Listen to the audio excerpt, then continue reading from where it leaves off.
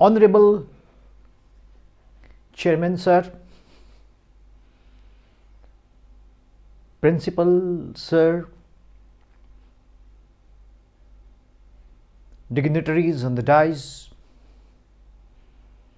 and fellow teachers, friends. My name is Vipin Sharma. I am from Patiala, and I am a resource person today for the effective teaching workshop. Well, lot of things which I am going to share with you is basically going to be a recap. Already lot of things, lot of concepts of effective teaching are already in your mind, which we will discuss and explore also. ये जो workshop है इसका purpose effective teaching को और effective करना। हम already बहुत अच्छा कर रहे हैं, लेकिन जब हम लोग इकट्ठे होते हैं तो बहुत सारे इफेक्टिव टीचिंग पॉइंट्स का एक अच्छे ढंग से, एक बड़े इजी वे से मंथन हो जाता है, और उस मंथन से जो रिजल्ट निकल के आता है शायद वो हमारी फर्दर कल वाली टीचिंग, जो आज की टीचिंग है, उसमें एक मील का पत्थर हो सकता है। तो आइए स्टार्ट करते हैं। मैं कुछ अपने टीचिंग एक्सपीरियंसेस को आपसे शेयर करूंगा, एंड उसको मैंने एक स्टेप्स में रखा है जो आपके सामने पेजेस पर है। तो आपके बीच बीच में बहुत सारे क्वेश्चंस होंगे, वो हम लोग डिस्कस करते जाएंगे। सबसे पहले तो टीचिंग एक नोबल प्रोफेशन है जिसमें लोग हमें पे भी करते हैं और रिस्पेक्ट भी देते हैं।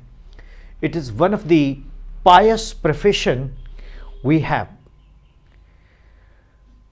और एक टीचर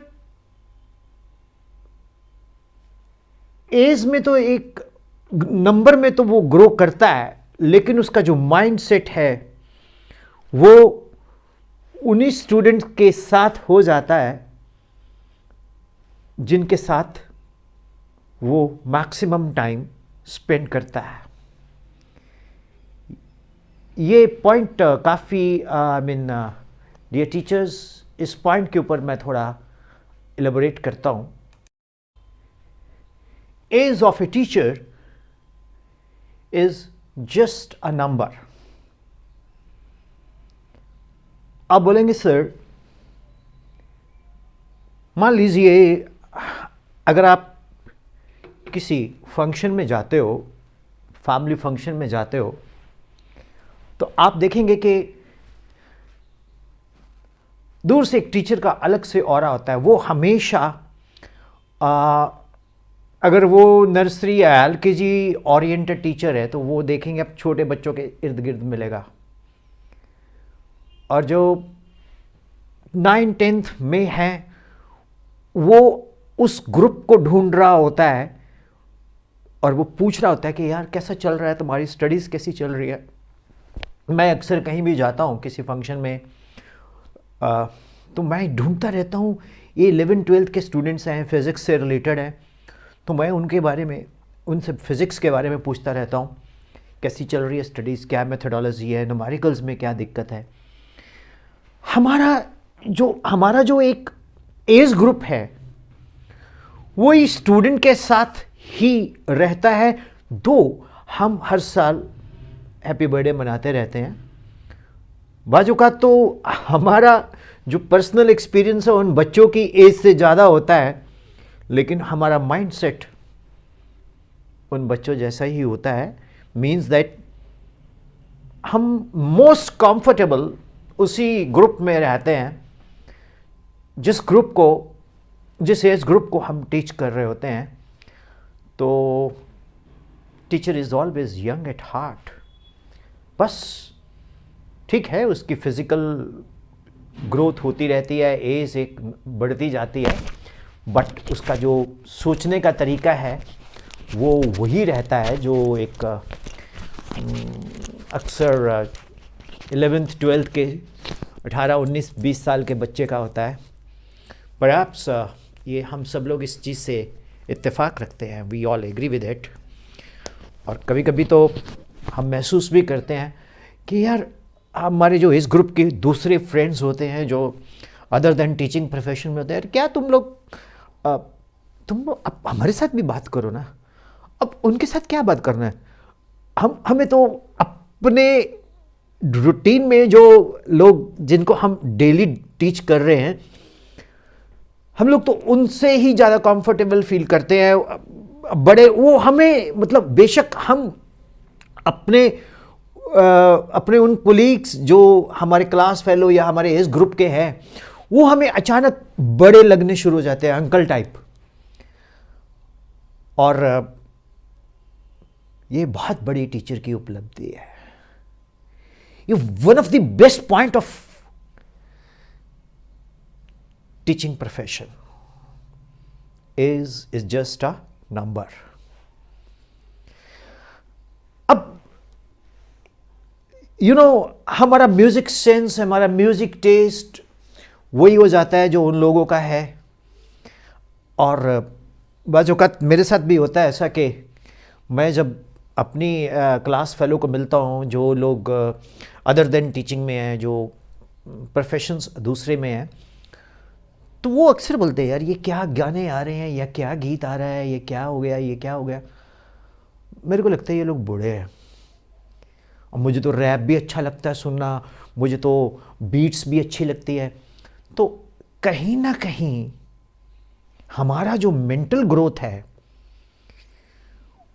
वो उसी स्टूडेंट के एज ग्रुप में चला जाता है। हाँ, नंबर में तो हम लोग बड़े होते जा रहे हैं, ठीक है ना। और अगर हम ऐसा नहीं करेंगे,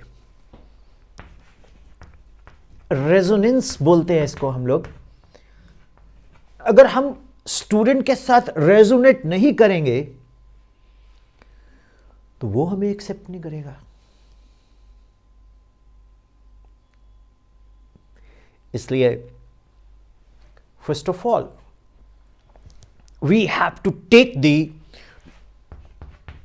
tone of the company that we are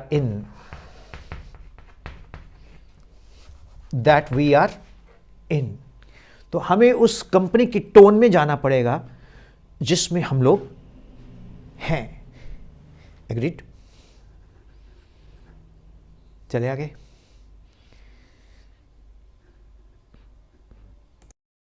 now students, sorry teachers, students बोल गए।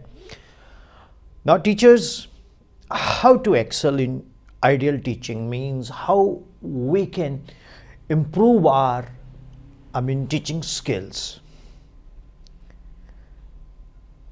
मैं आइडियल टीचर को कहीं मैंने डिकोड होते हुए देखा तो मुझे वो अच्छा लगा, वो पॉइंट मैं आपसे शेयर करता हूँ। Ideal teacher, I stands for intelligent. I stands for intelligent, brilliant, mental power. A teacher is always possessing the intelligence in his mindset. So, intelligence, brilliance, mental power, ये बहुत जरूरी है। अब टीचर की जो intelligence, brilliance and mental power है, how he will prove it? He will prove it through his command over the subject.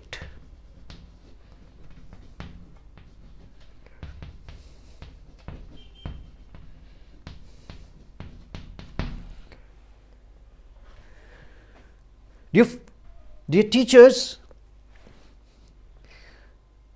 we must analyze the students who are with us. You know, the students to whom we are daily interacting. We must know each and every one. We must know their do's and don'ts, whatever is possible.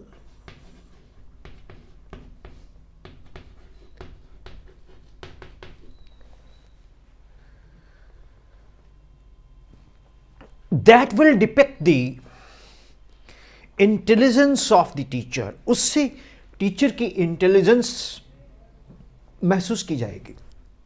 अब मैंने लिख दिया ideal teacher का first letter है आई, intelligent, brilliant, mental power. वो तो है ही, सब टीचर्स इंटेलिजेंट तो है ही, ब्रिलियंट भी है, उनका मेंटल पावर भी स्ट्रांग है. लेकिन उस इंटेलिजेंस को उन्होंने कहां एग्जिबिट किया? जॉब अक्वायर करने में, अपने एकेडमिक अचीवमेंट्स में. लेकिन जब वो टीचर बन गए, जब वो क्लास में आ गए, तो उनकी जो एकेडमिक्स अचीवमेंट्स है, उनकी जो एकेडमिक्स ब्रिलियंस है,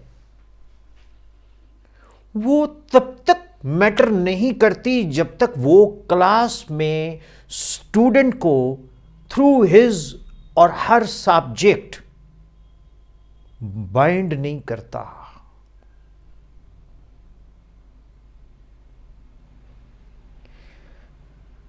अब अगला पॉइंट आता है डी फॉर डेडिकेटेड. ये डेडिकेटेड का मीनिंग क्या है?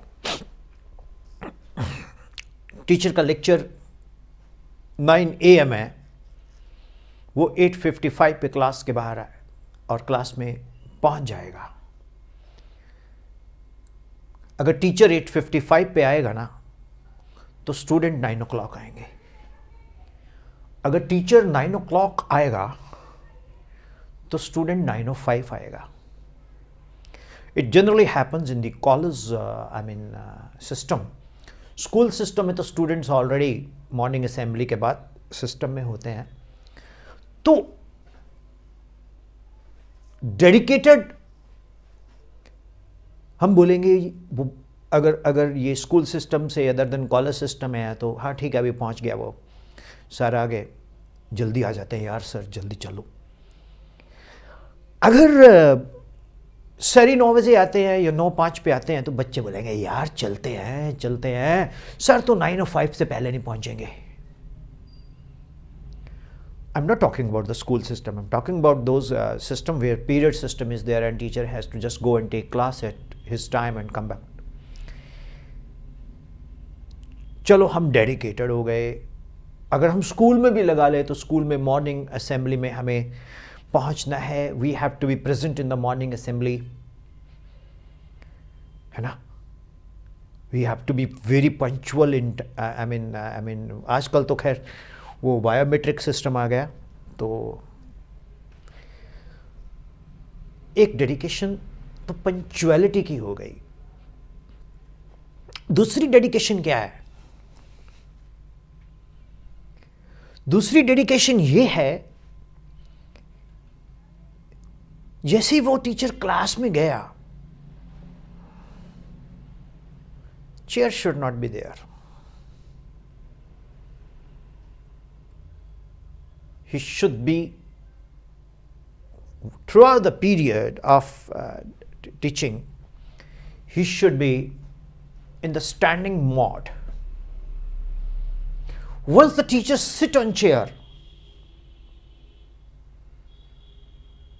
60% of the teaching empower is decreased. You will not be able to create a spell. When you are standing, you are active, you're moving your hands, your body language does matter. That is one of the dedication. Now, he should be enthusiastic. Means जब teacher class में आए तो आपने देखा होगा कि अक्सर जब टीचर क्लास में आते हैं तो जिस टीचर के जो टीचर्स बच्चों के फेवरेट होते हैं तो क्लास में एक अजीब सा एक माहौल होता है, एक अजीब सा एटमॉस्फेयर होता है. सभी लोग सोच रहे होते हैं आज ये कुछ बताने वाले हैं, आज कुछ ये गजब करने वाले हैं, आज सर कुछ अच्छी चीज़ बताएंगे. वो पूरे क्लास में वो गजब, वो फोड़ डालने वाला पॉइंट, वो पॉइंट जो बच्चे आपसे एक्सपेक्ट कर रहे होते हैं उसको ढूंढता है स्टूडेंट. एक एंथुजियाज्म आपकी बॉडी लैंग्वेज में, आपके बोलने में होना चाहिए.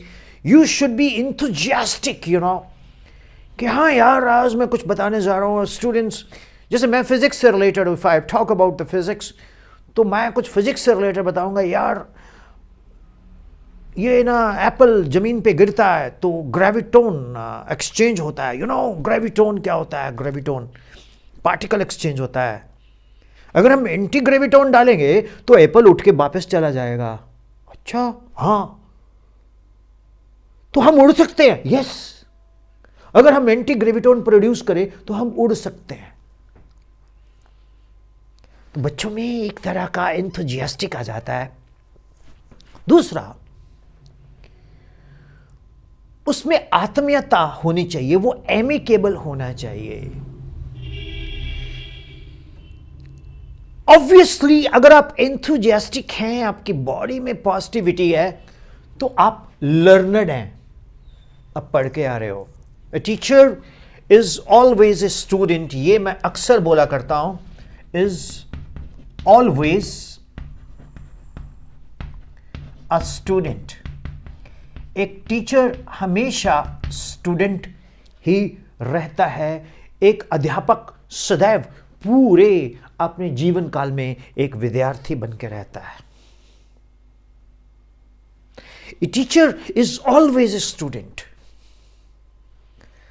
आप लोग इस वर्कशॉप को बहुत सी जगह पे देख रहे हो, तो ये एक इफिट है बाय ग्रुप ऑफ प्रिंसिपल्स. तो मैंने भी यस किया और मैंने इसको तैयार किया. बट बहुत सारी चीज़ें मैं नेचुरल सोच रहा हूँ जो एज ए टीचर मेरे साथ होता है, मैं वही चीज़ शेयर कर रहा हूँ. बहुत सी चीज़ें आपके साथ भी होती होंगी, वो भी आप मुझसे डिस्कस करेंगे डेफिनेटली. टीचर में आत्मीयता होनी चाहिए, वो एमिकेबल होना चाहिए. उसका सब्जेक्ट के ऊपर कमांड होगा तब जब वो स्टूडेंट होगा. टीचर को बच्चे का डूज एंड डोंट्स पता होना चाहिए. अगर टीचर को पेरेंट्स मिल जाते हैं, मैं उस पर भी लेटर आता हूं, तो पेरेंट्स जो उस बच्चे के बारे में शेयर करना चाह रहे हैं, वो आपकी रीडिंग और पेरेंट्स की रीडिंग मैच करनी चाहिए. जब आपकी रीडिंग और पेरेंट्स की रीडिंग काफी परसेंटेज में मैच कर जाती है, तो पेरेंट्स बोलता नहीं है, वो आपको एक चीज जरूर उसके दिमाग में जाएगा, यार ये टीचर बहुत डेडिकेटेड है बॉस, ये सर बहुत डेडिकेटेड है. उसको वो सब चीजें, कई लोगों को तो पता ही नहीं होता, सर वो मेरा बेटा या बेटी कैसी पढ़ रही है, कौन ठीक है, उसको मेहनत करनी चाहिए, उसको हार्डवर्क करना चाहिए. वो तो सबको पता है हार्डवर्क करना चाहिए. अगर आप उसको पर्टिकुलर पॉइंट बता दो, देखो इस पॉइंट पे उसको ऐसे करना है और मुझे पक्का यकीन है वो ऐसे कर रहा है बच्चा। सर बिल्कुल सर, आप सही कह रहे हो, हम भी यही कह रहे हैं। जो आज का पेरेंट्स है, डे बोर्डिंग या डे स्कूल में मैं बोल रहा हूं, डे स्कॉलर्स की बात कर रहा हूं, वो सब कुछ टीचर के ऊपर छोड़ देता है। वो सब कुछ टीचर के ऊपर छोड़ देता है। वो बोलता है यही सारे स्टेप्स यही करेगा, सब कुछ यही बताएगा, सब कुछ यही समझाएगा। बट उस टीचर की एक बाइंडिंग है, वो स्कूल टाइम में बच्चे के साथ अपने पीरियड के थ्रू, अपनी क्लास के थ्रू कनेक्टेड है। जैसे ही उसकी क्लास खत्म हो जाती है, 90% ऐसा देखा गया है कि टीचर उस वर्ल्ड से बाहर निकल जाता है, और जो 10% टीचर है वो स्टिल उस क्लास में भी रहता है क्लास छोड़ने के बाद, और उसके दिमाग में चला होता है कि यार वो बच्चा अच्छा नहीं कर रहा, वो बच्चा अच्छा नहीं कर रहा, वो बच्चा अच्छा कर रहा है। तो उसके ब्रेन में ऑटोमेटिकली एक स्टूडेंट के बारे में, डिफरेंट स्टूडेंट्स के बारे में डिफरेंट एक उसके हार्ड डिस्क में मैं ये बोलने जा रहा हूँ, तो उसके ब्रेन में, उसके दिमाग में, उसके जहन में ये चीज़ रहती है कि हाँ यार फलां स्टूडेंट्स जो है वो आजकल फोकस नहीं है। हम जब पढ़ाते हैं ना, हम बच्चे के फेस को जिस दिन देख के समझने लग गए कि ये बच्चा ये करने जा रहा है और कर रहा है, तो उस स्टूडेंट की जो एक्टिविटी है वो उस टीचर के ब्रेन में, जब टीचर का जो उसके अंदर का जो टीचर है और उसके अंदर का जो स्टूडेंट है मैच नहीं कर रहा होता, तो उसका एक ओपिनियन बनना शुरू हो जाता है, यार ये बच्चे नॉन सीरियस हो गया, ये फोकस नहीं कर रहा। तो वहां पर हमारी amicability, how much we are amicable, वो काम करती है। अब हम इमोशनल हेल्थ में चले जाएंगे। टीचर की एक बहुत पॉजिटिव इमोशनल हेल्थ होनी चाहिए। ये पॉजिटिव इमोशनल हेल्थ क्या है? इमोशनल पॉजिटिव हेल्थ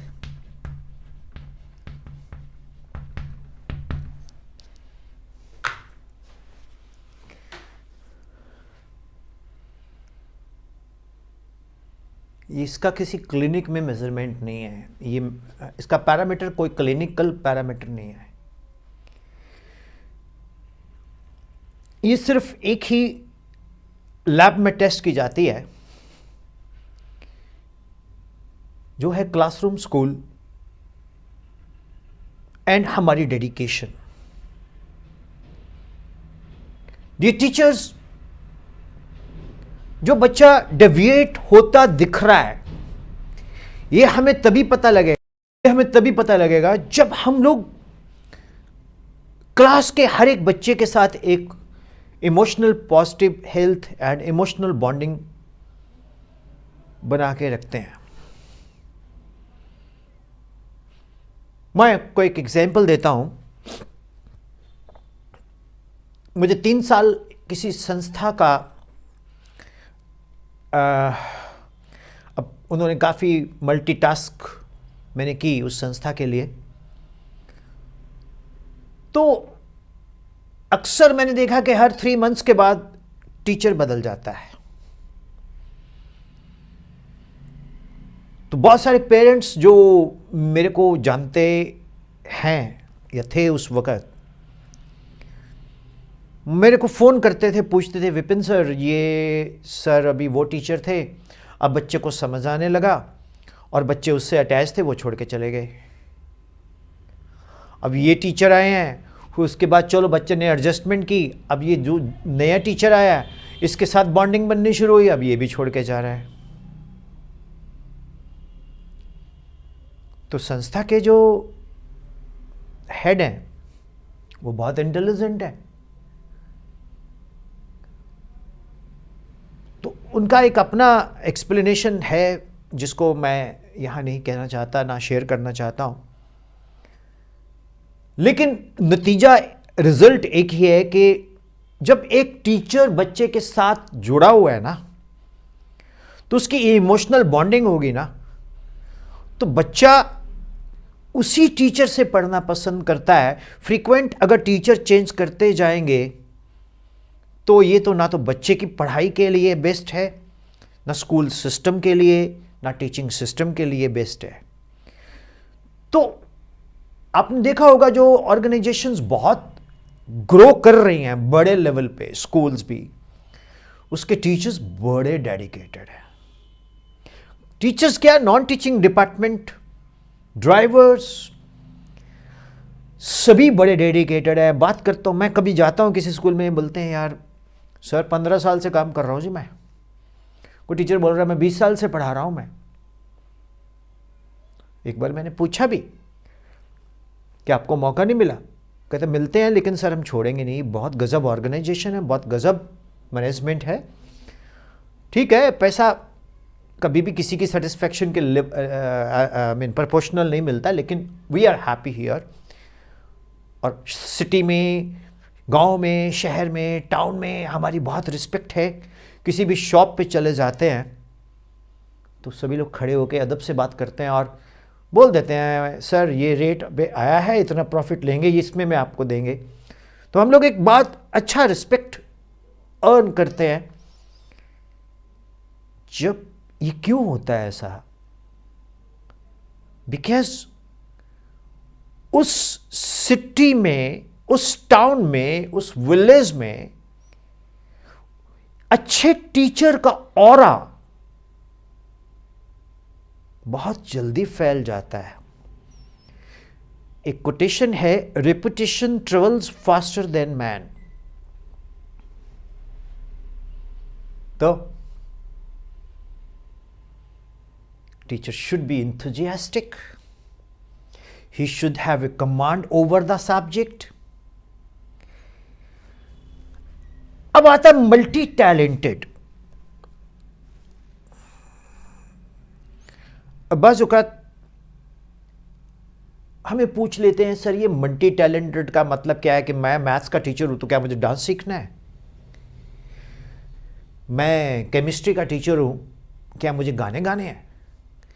मैं फिजिक्स का टीचर हूं, क्या मुझे ब्रेक डांस या रैप गाना है? मैं हिंदी की टीचर हूं या हिंदी का टीचर हूं, मुझे ये करना है? मैं ये नहीं कह रहा।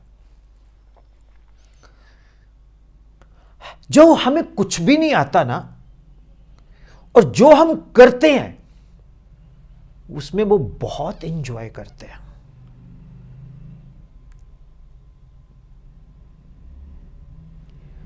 आप लोगों को बड़ी हैरानी लग रही होगी कि ये रिसोर्स पर्सन बोल क्या रहा है,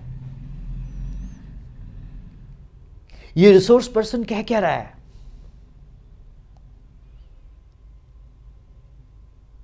मुझे डांस नहीं आता, लेकिन मैं स्कूल टूर में बच्चों के साथ चला गया। स्कूल टूर नैनीताल गया, मसूरी गया, कहीं भी गया, वहां बॉनफायर है, सभी लोग डांस कर रहे हैं, तो मैं भी हाथ मार लूंगा ऐसे ऐसे। बेशक मुझे नहीं आता, पर मैंने मना नहीं करना। सर आओ, हाँ जी हाँ, यस यस यस।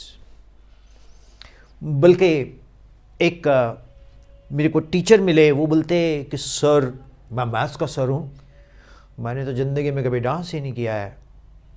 मैंने कहा यार कुछ नहीं है, तुम यहां पर एक हाथ रखो, एक स्टेप आगे ले लो, बल्ब होता है ना उसको निकालो, और नीचे पैर के नीचे सपोज करो कोई कॉकरोच है, तो उसको आप ऐसे ऐसे कर रहे हो, या पैर को ऐसे ट्विस्ट कर दो और फिर ऐसे ऐसे कर दो, तो ये डांस स्टेप हो गया। बच्चे इसी में खुश हो जाएंगे।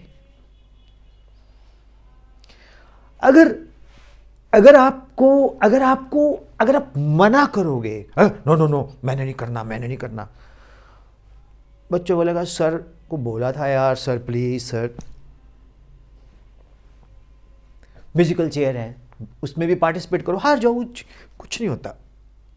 मतलब बच्चा, स्टूडेंट क्या चाहता है, मैंने अभी बोला कि हम लोग वी डोंट ग्रो मेंटली, हम लोग उसी लेवल में होते हैं। बेशक नंबर तो बढ़ता भाई, एज तो बढ़ती है, लेकिन जो हमारा माइंडसेट है वो तो वही रहेगा ना।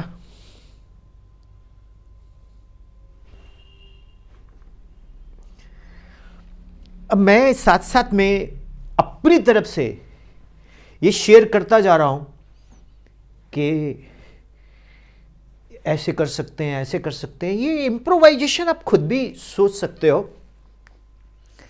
अब एक टीचर है, वो बहुत सीरियस नेचर का है, लेकिन उसको भी take the tone of the company, वो बच्चों के साथ बैठना। मैं आपको एक एग्जांपल देता हूं। हमारे एक मित्र हैं, वो कभी मुस्कुराए नहीं, कभी मुस्कुराए नहीं वो। तो वो पढ़ाते हैं जब सब्जेक्ट, तो क्लास में कोई हिलता भी नहीं, और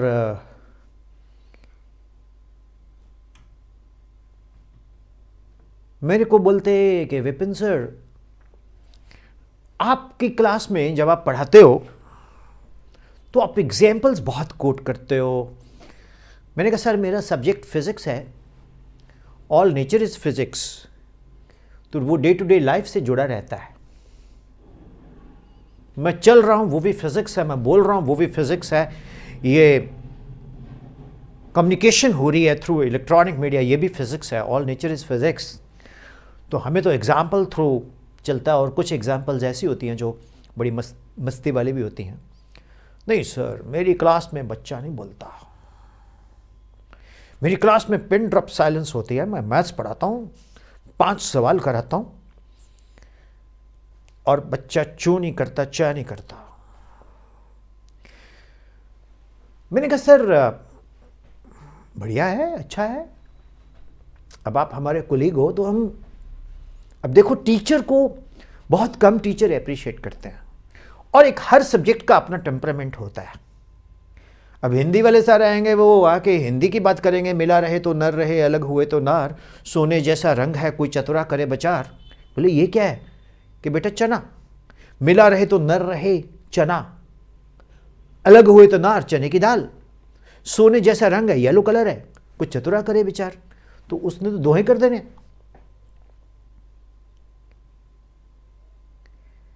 अब इंग्लिश वाले सर आएंगे, बोलेंगे my lord the baby is a highly moving narrative of a servant's devotion suffering and sacrifices, it reveals the ghost deep inside into the working of human heart, it is the masterly study of human motives and behaviour. वो अपने pros की बात करेंगे, वो अपने एलोक्यूशंस की बात करेंगे। अब उर्दू वाले आएंगे तो वो बोलेंगे हर एक बात पे कहते हो तू ही तू क्या है, तुम्ही का हु के अंदाज़े गुफ्तगू क्या है, रगों में दौड़ते फिरने के नहीं हम कायल, जो आँख ही से न टपके वो लहू क्या है, बेटे सीधे हो जा, ताड़ने वाले कयामत की नज़र रखते हैं।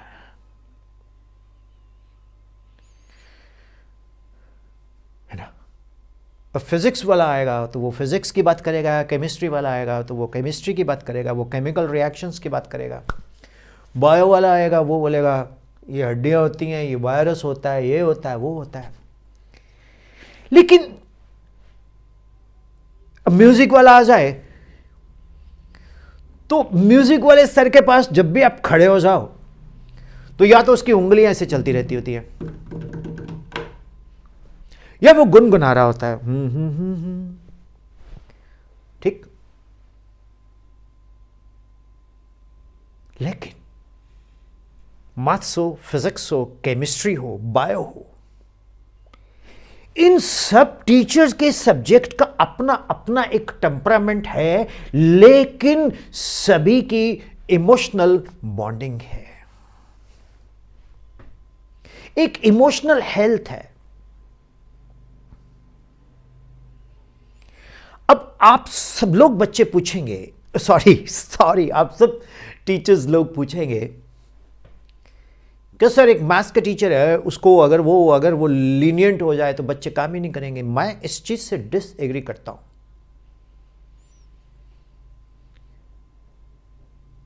बिल्कुल डिसएग्री करता हूं। बच्चे को हम डिसिप्लिन डांट के नहीं ला सकते। बच्चे को, स्टूडेंट को हम लोग थ्रू अवर सब्जेक्ट नॉलेज,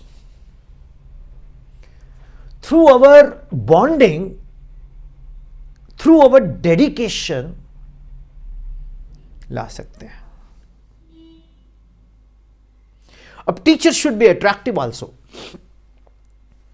अब आप पूछेंगे सर ये अट्रैक्टिव का मीनिंग क्या है? Teacher should be attractive also. मतलब उसको कोई जिम जाने की जरूरत है? हाँ, क्यों ना जाए, अगर जा सकता तो जाए। He should be well dressed.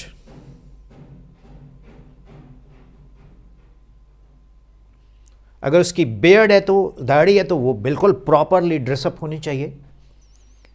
उसका dress sense, what ever be the resources, with in limited resources भी अच्छा होना चाहिए। मैं ये नहीं कहता कि टीचर अट्रैक्टिव हो, वो हेलीकॉप्टर में आए, उसके साथ बाउंसर हो, वो मर्सिडीज में आए। नहीं, वो साइकिल पे भी आ सकता है, बाइक पे भी आ सकता है, कार में भी आ सकता है, स्कूल बस में भी आ सकता है। वो मैटर नहीं करता। अट्रैक्टिव मीन्स टीचर के अंदर एक मैग्नेटिज्म, एक आकर्षण होना चाहिए कि जब टीचर क्लास में आए तो उसका ड्रेस सेंस, उसके कपड़े बिल्कुल वेल आयरन होने चाहिए, उसके शूज वेल पॉलिश्ड होने चाहिए। वो नहा के ही नहीं आया तो उसके चेहरे पे फ्रेशनेस नहीं होगी। उसका एक ऑरा बन जाएगा, पॉजिटिव ऑरा बनेगा, जो बच्चे को बहुत प्रभावित करता है। बच्चे बोलते नहीं है ये चीज। जैसे मेरे वो सर दोस्त हैं और वो कहते थे मेरी क्लास में कुछ चू चा नहीं करता। भाई साहब, स्कूल का, कॉलेज का कोई भी ऐसा टॉयलेट नहीं जहाँ पर उसके नाम पे बढ़िया बढ़िया श्लोक ना लिखे हो।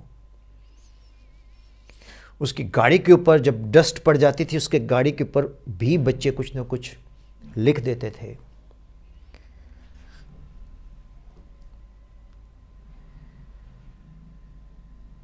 जहां ऐसा हो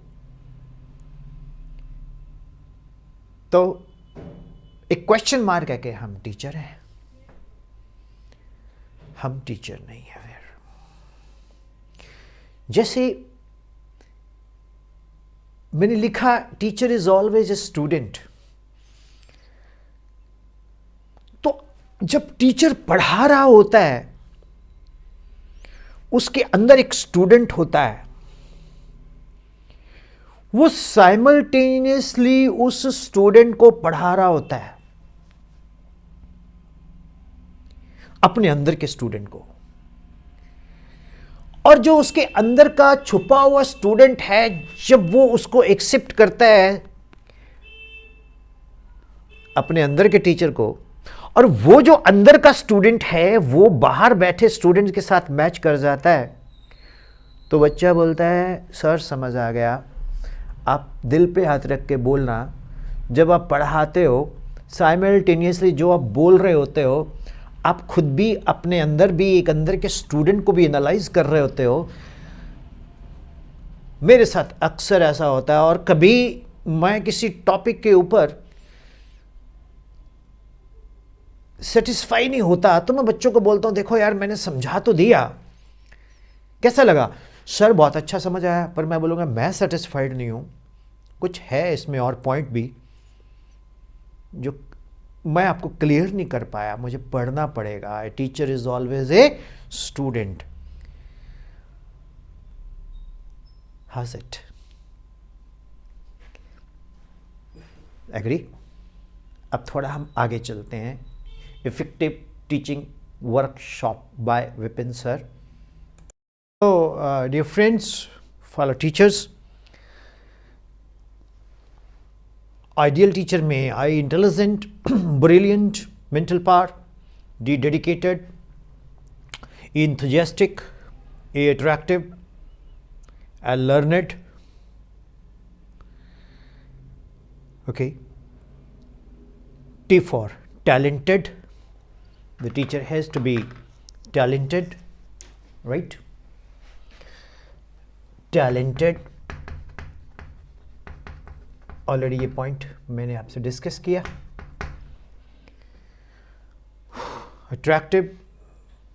अब C, creative.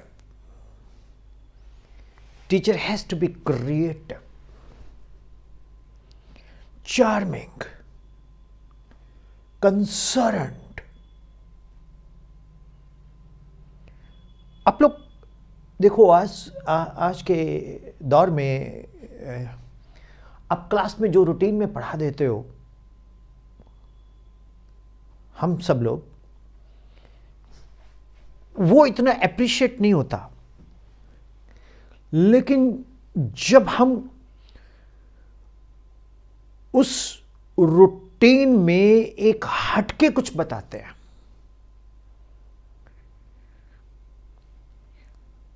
either with example or with kind of some creative thinking, वो क्या है, वो स्टूडेंट के अंदर एक टीचर के लिए एक मतलब कंसर्न क्रिएट कर देता है। सी फॉर कंसर्न आल्सो। अब ये कंसर्न को मैं कुछ हद तक हेल्पिंग में भी ले जाता हूं। एच,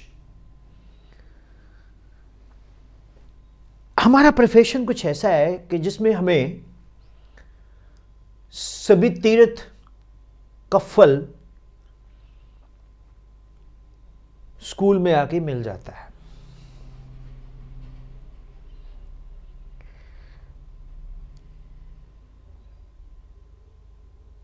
किसी बच्चे की हेल्प कर दो आप। हाँ, मैं मानता हूं कि हम लोग भी, हमारे भी एक लिमिटेड रिसोर्स होते हैं। किसी बच्चे को पता लग जाता है कि ये बच्चा पढ़ने में अच्छा है, इसको कुछ फाइनेंशियल हेल्प चाहिए, अगर हमारी समर्था है तो हमें कर देनी चाहिए। और बहुत टीचर करते भी हैं। मैं एक स्कूल में गया, गवर्नमेंट स्कूल है वो, और प्रिंसिपल सर बोलते कि मैं सर 10% ऑफ माई सैलरी आई पे फी फॉर दो students who can not afford. Already fees is very less, तो जिनकी नहीं हो पाती, आई मीन माफ़, तो माफ़ करके भी कुछ पैसे रह जाते हैं, 20 रुपीज़ 30 रुपीज़, वो भी नहीं वो दे पाते, मैं पे करता हूँ। और मैंने कहा सर आपको तो फिर कहीं भी कोई दान पुण्य करने की ज़रूरत नहीं है, आप तो सीधा यहीं से सब तीर्थों के पुण्य अर्न कर लिया आपने,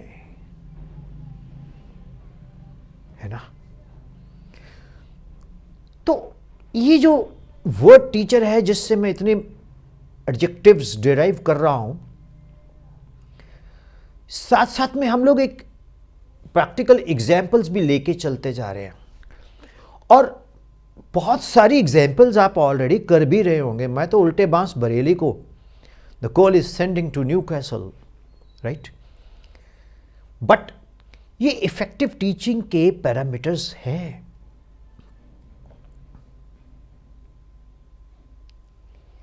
अब वर्ड आता है E, extraordinary. This is very difficult to be extraordinary.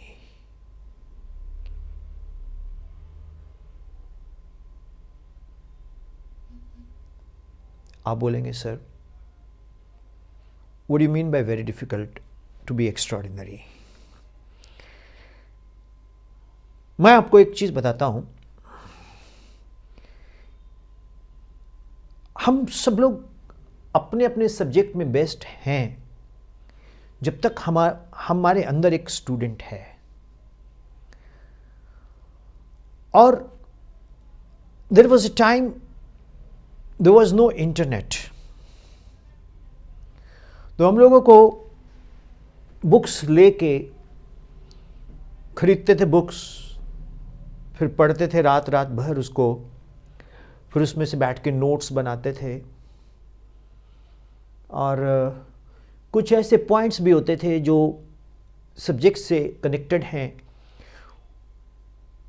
तो जैसे क्लास लगने होती थी तो अंदर से एक इंथुजियाज्म होता था कि आज जाके मैंने स्टूडेंट्स को ये बताना है, आज जाके मैंने स्टूडेंट्स को ये बताना है। और जैसे ही वो क्लास ख़त्म होती थी तो कुछ बच्चे ऐसे होते हैं जो बॉन्डिंग अच्छी रखते हैं, कैसा लगा आपको सर, बड़ा गजब बताया, कुछ तो पंप भी देते हैं, सर क्या बताया आपने, क्या बात है। ये पॉइंट्स होते कहाँ से थे? बुक्स से मिलते थे।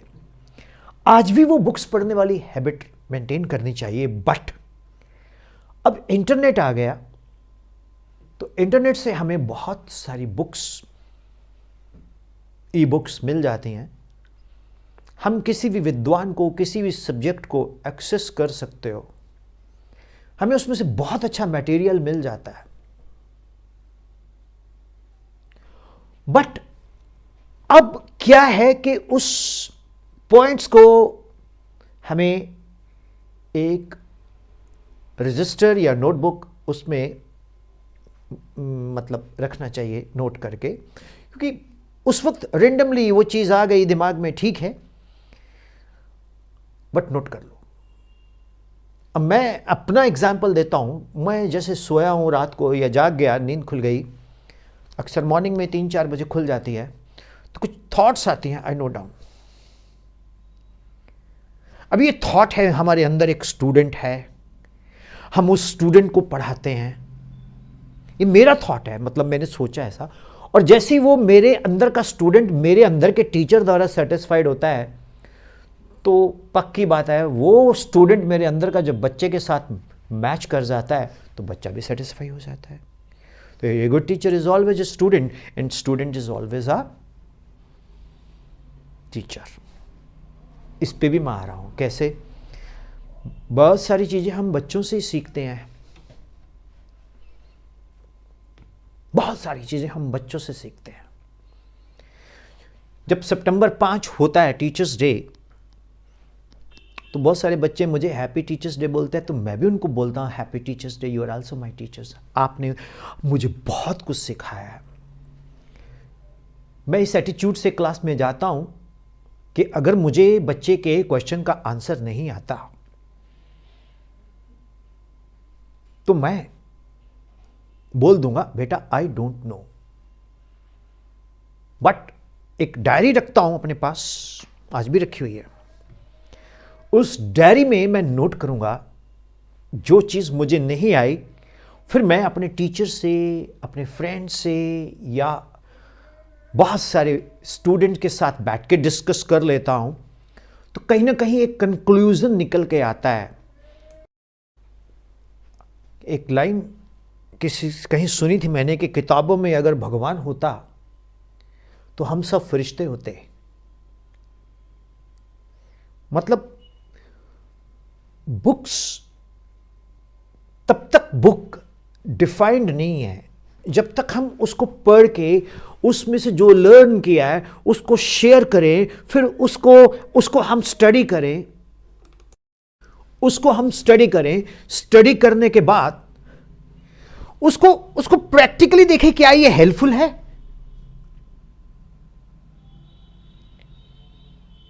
It's a point. It's a point. ये चीजें हमें एक्स्ट्रा ऑर्डिनरी बनाती हैं। हम चाहे चेयरमैन साहब 3 दिन एक्स्ट्रा ऑर्डिनरी के ऊपर बहुत सारा डिस्कस कर सकते हैं। मुझे आपसे भी इंटेक्स लेना है कि how we can excel, because मैं भी आप जैसा एक वन ऑफ द टीचर्स हूं। मैं आपको फैक्ट बताऊं, मैं फिजिक्स टीचर हूं। तो मेरे गुरु हैं जिनको मैं अपना आइडियल मानता हूं। तो मैंने बोला सर मैं फिजिक्स टीचर। कहते नहीं, you are a physics instructor. अभी नहीं है तो फिजिक्स टीचर, बट दुनियावी भाषा में फिजिक्स टीचर हूं। लेकिन हम तो अभी भी स्टूडेंट ही हैं। अपने सर के सामने तो कुछ भी नहीं होते। और फैक्ट बताएं क्यों नहीं होते? उनका ज्ञान, उनका ऑरा, उनका नॉलेज का लिमिट इन्फिनिटी है, अनंत है। तो वो क्या बन गए मेरे लिए? वो मेरे लिए रिस्पेक्टफुल बन गए।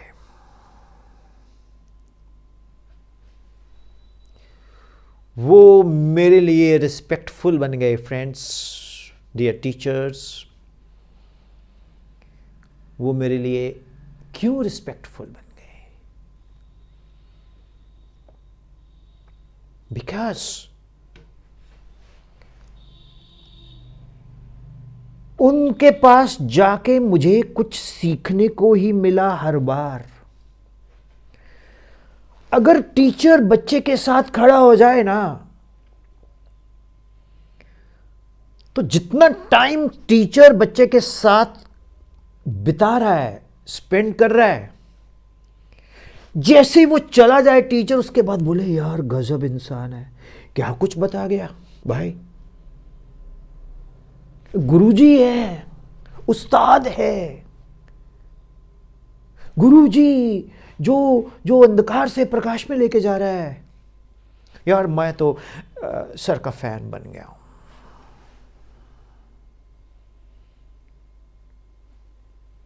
बच्चे मोहब्बत करते हैं हमसे। बच्चे इतने अटैच हो जाते हैं। कई बार आपने नोट किया होगा कि बच्चे आपको इतना अपना मान लेते हैं कि वो आपसे वो बात भी डिस्कस कर लेते हैं जो कि शायद स्टडी से कनेक्टेड नहीं होती, और वो आपको बहुत अपना फैमिली से बढ़ के मानना शुरू कर देते हैं, विश्वास करते हैं, आपसे सजेशन भी लेते हैं, प्यार करते हैं। ये कहाँ से होगा? जब हम लोग एंथुजियास्टिक हैं, अट्रैक्टिव हैं, लर्नड हैं, पढ़ रहे हैं, तो जाके ये रिस्पेक्ट अर्न होती है। खाली टीचर बनने से, ये पढ़ के बीएड एमएड लिख के, पीएचडी एमफिल लिख के हम टीचर नहीं हैं। मैंने ऐसे भी टीचर देखे हैं जिनके पास कोई डिग्री नहीं है, बट वो गजब के टीचर हैं। फैन फॉलोइंग उनकी गजब है। हर शहर में ऐसे हैं लोग।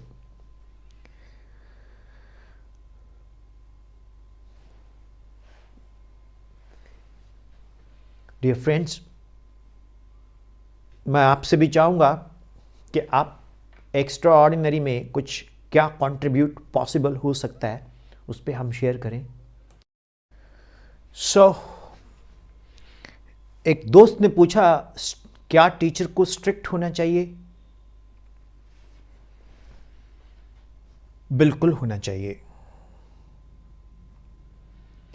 क्या टीचर से बच्चे को डरना चाहिए? मेरा आंसर है डर नहीं होना चाहिए, रिस्पेक्ट होनी चाहिए। अगर बच्चा डर के मारे रिस्पेक्ट करता है तो वो टेम्परेरी है। अगर बच्चा इसलिए रिस्पेक्ट करता है कि वो आपसे सीख रहा है, वो परमानेंट है।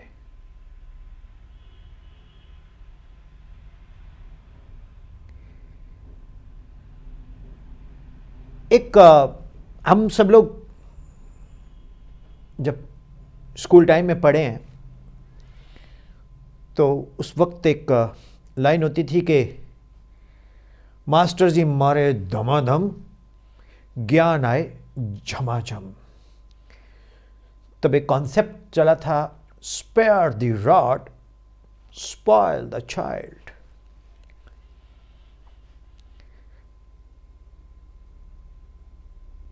लेकिन उस पे बहुत रिसर्च हुआ कॉर्पोरल पनिशमेंट पे,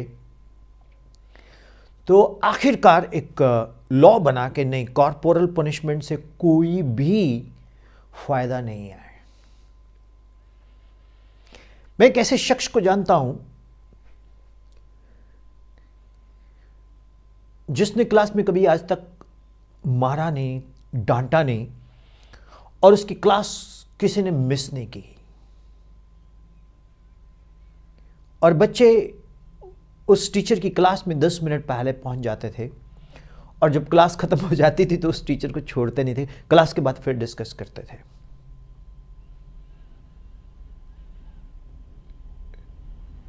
मैं थैंक बोलता हूं, उस वक्त टेक्नोलॉजी ने, व्हाट्सएप, ये फेसबुक, ये इंस्टाग्राम, ये टेलीग्राम, ये मोड ऑफ कम्युनिकेशन नहीं थे। अगर होते तो शायद वो टीचर भी इतना ज़्यादा बच्चों के साथ अटैच होता तो वो रात को भी उन बच्चों के आंसर्स कर रहा होता।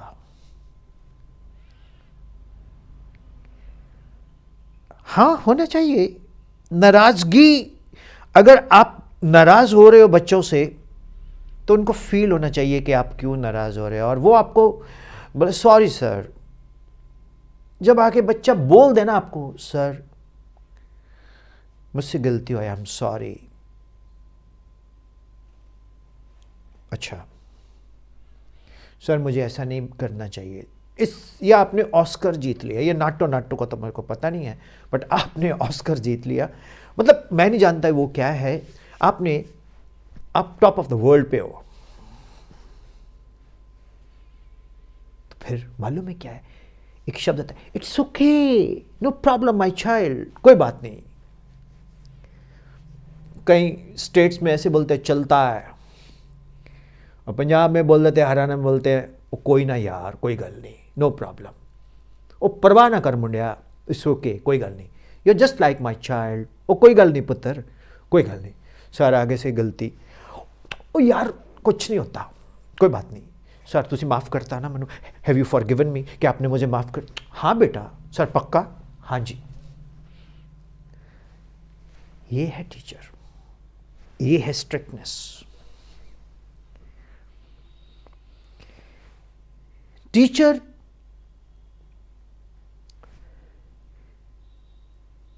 और मां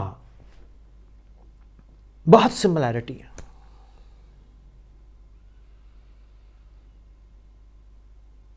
मां डांटती भी है, मां प्यार भी करती है, और जो बहुत डांटती है और मां को पता लग जाए कि मेरी गलती है, बच्चे की नहीं है, तो वही मां बच्चे को आके, बेटा सॉरी, आई एम सॉरी। तो कभी कभी हम भी गलत होते हैं। मैं आपको एक एग्जांपल देता हूं।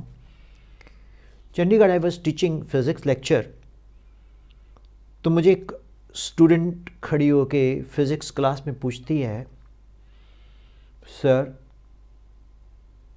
मैंने कहा yes sir, I have a question. अच्छा, मैं बोल देता हूँ, ask me as many questions as you can ask, पर टॉपिक मैं कंप्लीट करवा लूँ उसके बाद।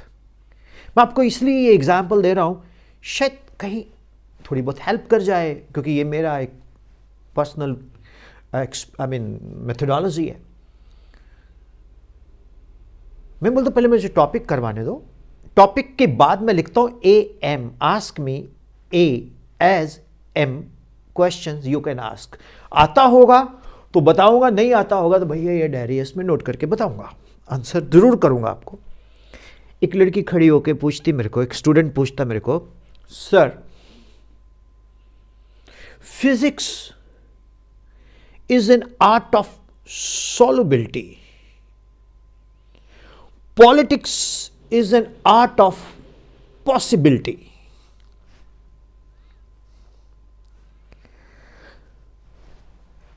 अब हम लोग फिजिक्स वाले हैं, हम लोग मैथ्स कनेक्टेड कुछ कॉन्सेप्ट्स बात बता सकते हैं, इंजीनियरिंग रिलेटेड कुछ कॉन्सेप्ट्स डिस्कस कर सकते हैं। ये पॉलिटिक्स वगैरह तो हमारे बस की बात नहीं होती।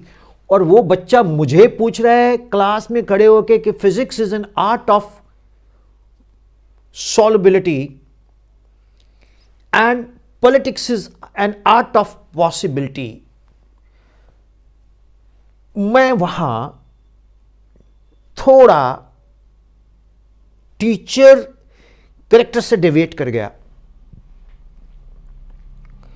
अब चंडीगढ़ का बच्चा है तो थोड़ा सा हमें मतलब मेरे को गुस्सा आ गया। मैंने बोला nonsense question, is it a question to be asked in physics class? This is ridiculous question, don't waste my time and everybody's time. अब उस बच्चे की तहजीब देखिए। I salute her parents, her school teachers, other teachers. उस बच्चे ने कुछ नहीं बोला, उसने मेरे सारा लेक्चर नोट किया। अब जैसी क्लास खत्म हुई वो बच्चे मेरे को बाहर आके बोलती sir I beg you pardon, मेरा क्वेश्चन रिडिकुलस नॉनसेंस नहीं है।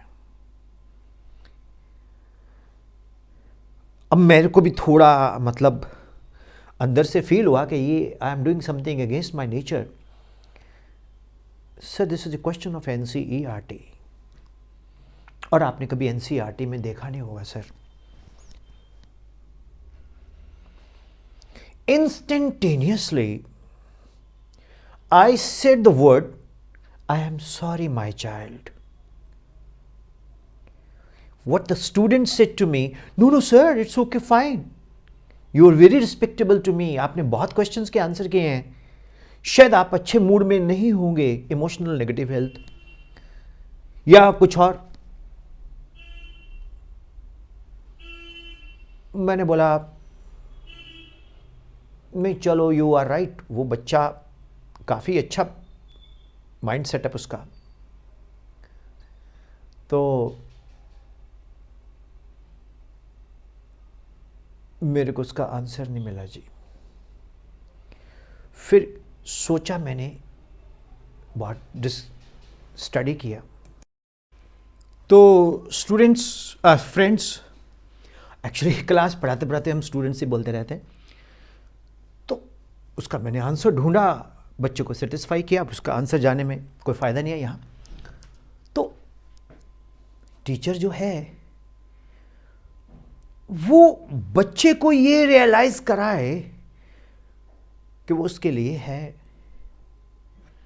उसके लिए वो दिन रात पढ़ता है, मेहनत करता है, और ये करना भी पड़ेगा। तो रिजल्ट्स डेफिनेटली बोलते हैं sir. Now moving head, we must know the motive of students. ये जो इफेक्टिव टीचिंग हेडलाइन है, इसमें ये बड़ा ज़रूरी है। हम जो चाहें क्लास में नॉलेज दें, वो तब तक सर्टिफाइड नहीं होती जब तक हमारा रिजल्ट नहीं बोलता। अब रिजल्ट कैसे हम बेस्ट दे पाएंगे, उसके लिए हमें PYQ प्रीवियस ईयर क्वेश्चंस को रिपीटेडली करवाना पड़ता है, क्योंकि PYQ एक ऐसा मंत्र है जिसमें हमें level of exams nature of questions, types of questions के बारे में नॉलेज मिलती है। वो हमारे लिए एक बेंच मार्क हो जाता है कि यार इसको इस लेवल तक इन बच्चों को हमें लेके जाना है। आता बुक से है, आता सिलेबस से है, लेकिन पूरा साल स्टूडेंट के दिमाग में यही रहता है कि सर पेपर में पता नहीं क्या बनेगा। तो हमें बच्चे को, स्टूडेंट को उस स्टैंडर्ड में, उस पैरामीटर पे खड़ा करना है जिस पे जाके वो फेस कर सके एग्जाम को। उसके क्लास में क्वेश्चनिंग बहुत जरूरी है।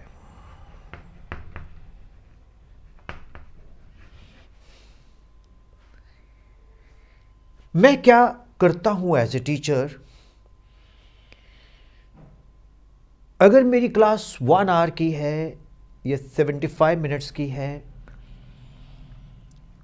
तो डियर फ्रेंड्स, डियर कोलीग्स, मैंने पढ़ाना 50 मिनट्स है।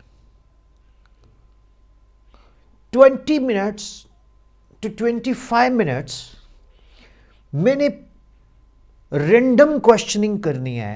रैंडम क्वेश्चनिंग का मतलब क्या है कि बच्चों से फॉर्मूले, क्योंकि हमारे सब्जेक्ट में फॉर्मूले, डेफिनेशंस, रिजल्ट्स बहुत होते हैं, तो जिनके भी होते हैं, बाकी हर एक इंसान को अपने सब्जेक्ट का पता ही होता है कि इसमें क्या चीज़ है, यूएसपी। तो वो बच्चे की रिटेंशन बहुत ज़रूरी है। अब इसमें एक बहुत बड़ा चैलेंज है, इसको डेली करना एक आर्ट है। तो उसके डिफरेंट डिफरेंट मोड्स हम बना सकते हैं। कभी किसी को खड़ा करके बोला तो बोर्ड पे जाके 15 मिनट 10 मिनट में बता, किसी को बोला तो लेक्चर दे, किसी को बोला ये बता वो बता। मींस जो इंपॉर्टेंट क्वेश्चंस फ्रीक्वेंटली आस्क्ड हैं एग्जाम में, उन क्वेश्चंस को उन चैप्टर्स के टॉपिक्स को मैंने कोशिश करनी है कि डेली रैंडम करूं। अब यहां पर एक पॉइंट आता है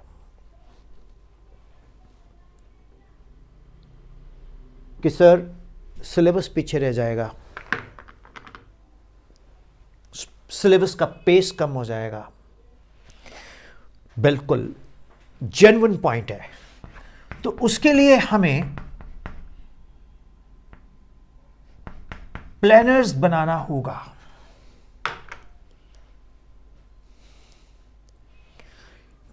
कितने दिनों में कौन सा टॉपिक करना है, वैसे तो स्कूल से आता ही है, पर हमें अपना पर्सनल भी प्लानर्स बनाना पड़ेगा।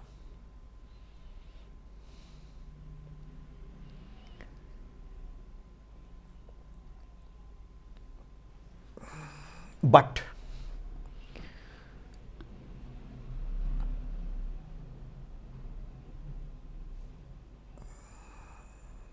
हमें एक्स्ट्रा क्लासेस में जाना पड़ सकता है, और जो टीचर्स एक्स्ट्रा क्लासेस लेता है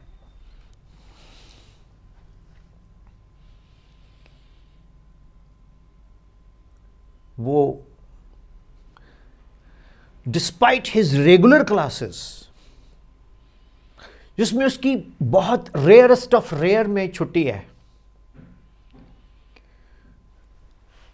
उस टीचर का रिस्पेक्ट, उस टीचर का रिगार्ड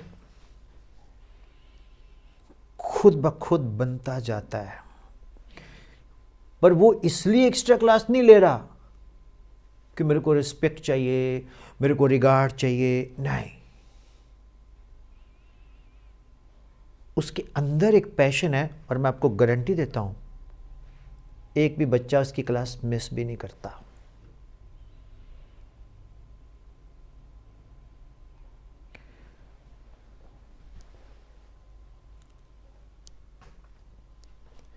जो टॉपर्स स्टूडेंट्स होते हैं वो तो आपको चलो अप्रिशिएट करते करते हैं,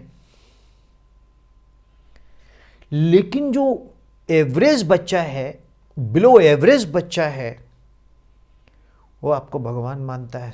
टीचर्स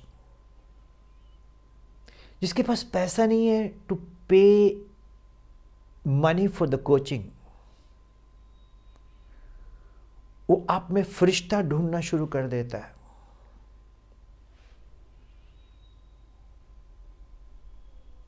तो प्लानिंग होना बहुत जरूरी है। और हमें ये भी बीच बीच में काउंसलिंग करनी पड़ती है बच्चों को कि यार तुमने क्या फील्ड ज्वाइन करना है।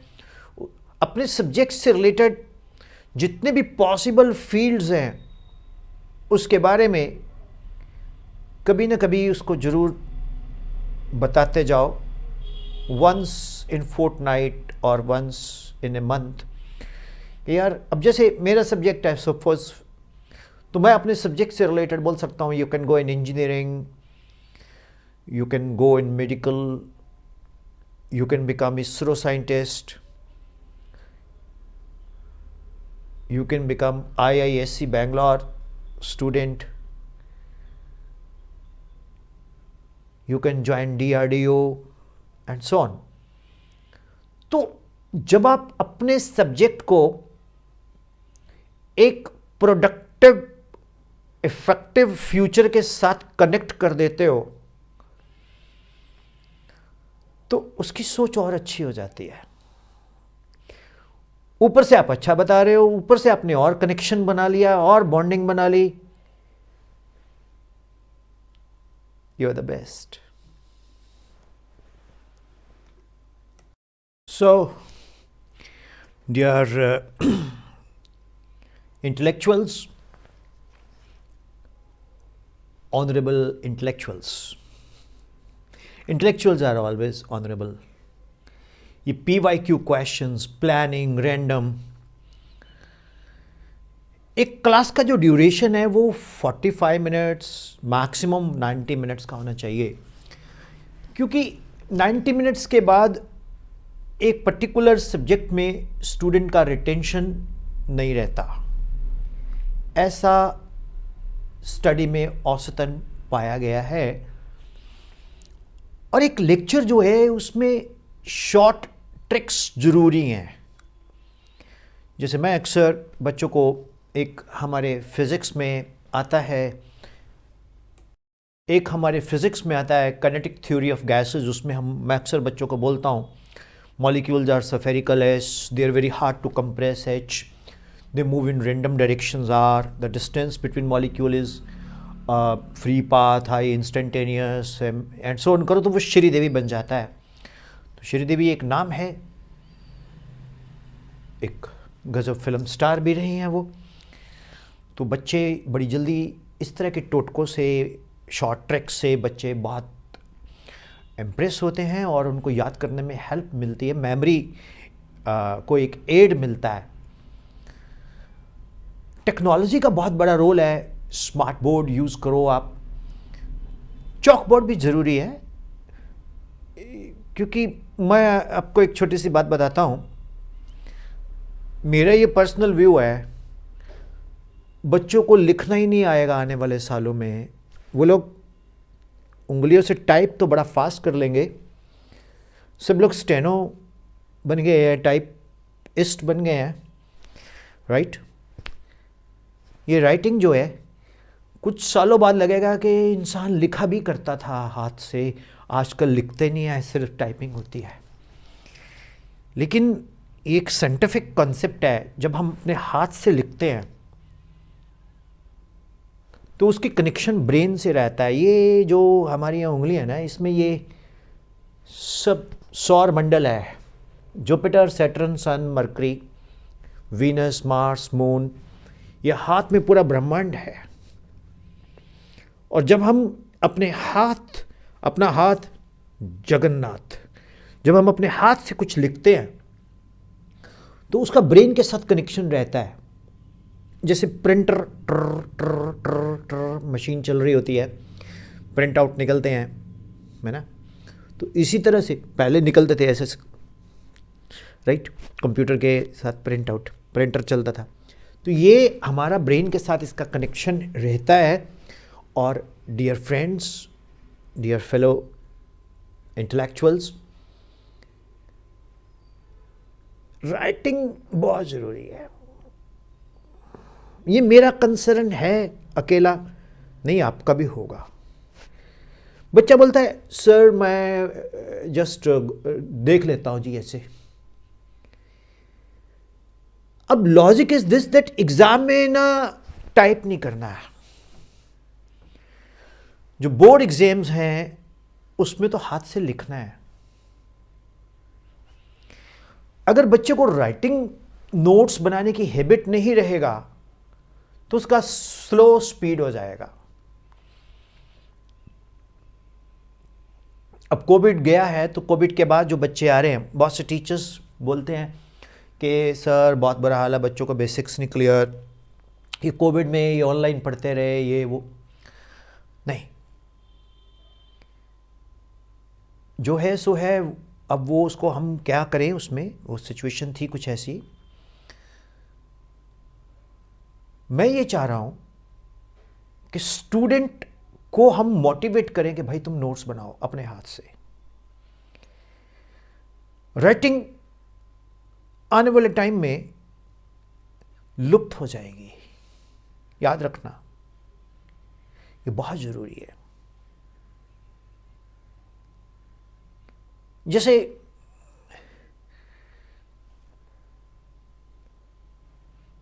अगर किसी बच्चे को आप गाना सुनाओ, मेहरबान लिखूं कदरदान लिखूं, इस खत में तुझे क्या क्या लिखूं, आज से 50 साल बाद बोले ये क्या है, खत क्या होता है, ईमेल करो ना। ईमेल भी पता नहीं उस वक्त होगी कुछ, पता नहीं क्या होगा। अब वो गाने बदल जाएंगे, हमने सनम को खत लिखा, खत में लिखा। अपने सनम को आजकल तो ईमेल क्या, व्हाट्सएप चैट किया, व्हाट्सएप चैट भी छोड़ो, वॉइस मैसेज किया। तो ये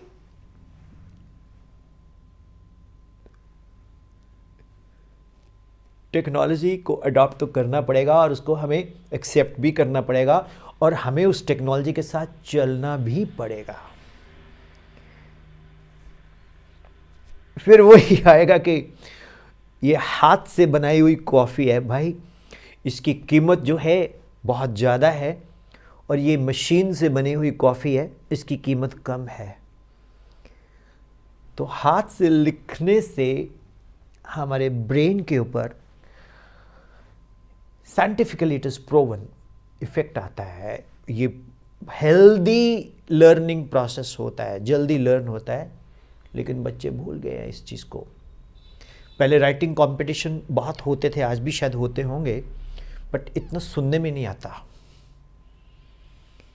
हम लोग गांव के हैं तो हम फट्टी होती थी लकड़ी की, पंजाब में उस वक़्त वो फट्टी को गाचनी से लेप के, कलम लेके उसमें वो पाउडर लाते थे, ब्लैक कलर का इंक डाल के उससे लिखते थे, बहुत सुंदर सुंदर, ऊड़ा आड़ा ईड़ी ससा हा हा क छोटा आ क ख ग या ABC।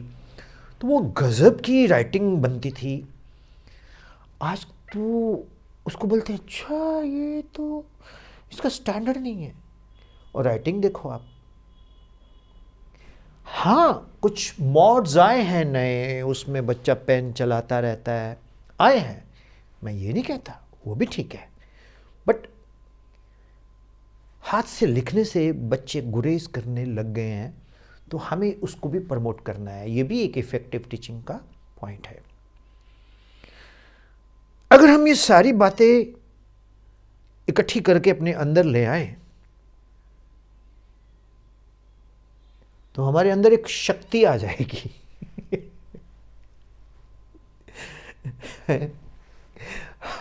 हमारे अंदर एक शक्ति आ जाएगी, मतलब जहां भी जाएंगे बच्चे बोलेंगे ये टीचर ने भाई, ये तो गुरुत्वाकर्षण है, गुरुत्वाकर्षण, ग्रेविटी, गुरु प्लस आकर्षण, तो ये ग्रेविटी है भाई। तो टीचर में ग्रेविटी होनी चाहिए।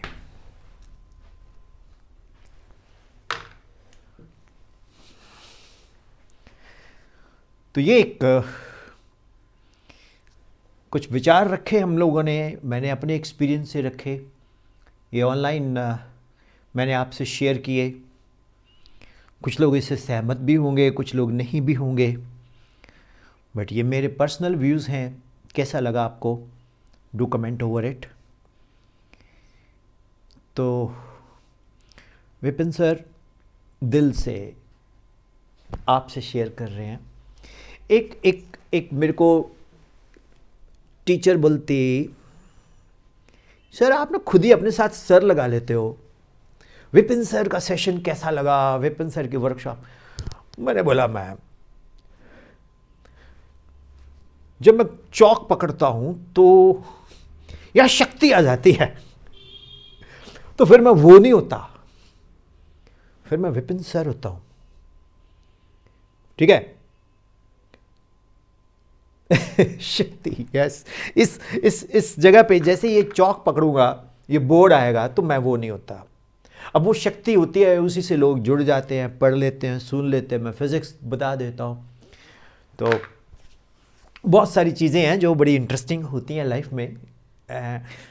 एक ना टीचर की बच्चों के साथ बॉन्डिंग तो हमेशा बनी रहती है। अब मेरे बहुत सारे स्टूडेंट हैं, वो आप भी आज भी याद रखेंगे। जो कुछ वर्ड्स होते हैं मेरे पर्टिकुलर, तो वो आप देखते हैं कि वो अच्छा Vipin sir, okay okay okay okay, ओ यार वो बड़ा ऐसे ऐसे, मतलब बच्चे आपको प्यार करते हैं, दिल से प्यार करते हैं।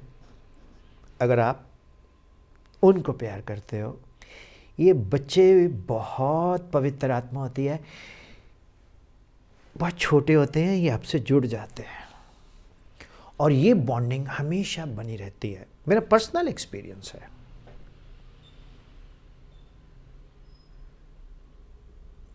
कुछ लोग बोलते हैं कि आजकल टीचर की वो रिस्पेक्ट नहीं है। नहीं, मैं डिसएग्री करता हूँ। अगर आप अच्छे टीचर हो, बच्चे आपको बहुत प्यार करते हैं, बच्चे आपको बहुत रिस्पेक्ट करते हैं। बच्चा याद रखता है कि इस टीचर ने मेरे लिए बहुत एक्स्ट्रा एफर्ट्स लगाए, मेरे डाउट्स लिए, मेरे को सर ने कोऑपरेट किया, मेरे को मोटिवेट किया। आज के टीचर में खाली सब्जेक्ट नॉलेज होना ज़रूरी नहीं है, उसके अंदर एक मोटिवेटर भी होता है। एक टीचर के अंदर बहुत कुछ बच्चा ढूंढता रहता है सब्जेक्ट के अलावा भी, कि ये कैसे बोलते हैं, इनका बोलने का स्टाइल क्या है, इनका पढ़ाने का स्टाइल क्या है, ये कितना मेहनत करके आते हैं। अगर आप क्लास में पढ़ाते पढ़ाते अटक जाओ तो थोड़ा एम्बैरेसिंग हो जाता है रूटीन टॉपिक्स में। हाँ, अदर देन रूटीन टॉपिक्स में नहीं। अब मुझे एक बच्चे ने पूछा एक स्कूल में कि सर, बड़ा स्वीटली पूछा, सर ये एप्पल जब ज़मीन पे गिरा था न्यूटन के पास, तो न्यूटन ने उसको खाया क्यों नहीं? उसने लॉ ऑफ ग्रेविटेशन के बारे में सोचा। मैंने बोला बेटा ऐसा है कि अगर न्यूटन ने लिया है मेडिकल या नॉन मेडिकल या साइंस, फिर तो वो ग्रेविटी ढूंढेगा, अदर देन दैट वो खाएगा नमक लगा के। तो कुछ चीज़ों के क्वेश्चंस हमें इंस्टेंटेनियसली भी सोचने पड़ते हैं। तो मैं अपनी तरफ से सभी टीचर्स को वेलकम करता हूँ इस वर्कशॉप में, और आप अपने कमेंट्स दीजिए। और भी कुछ अच्छी चीज़ें हैं वो आप मुझसे शेयर कीजिए। 9814121996 मेरा व्हाट्सएप नंबर रहता है। So thank you very much for this workshop, for the invitation you had given to me, and time to time मैं ऐसी वर्कशॉप्स और भी कंडक्ट करता रहूँगा। Thank you very much.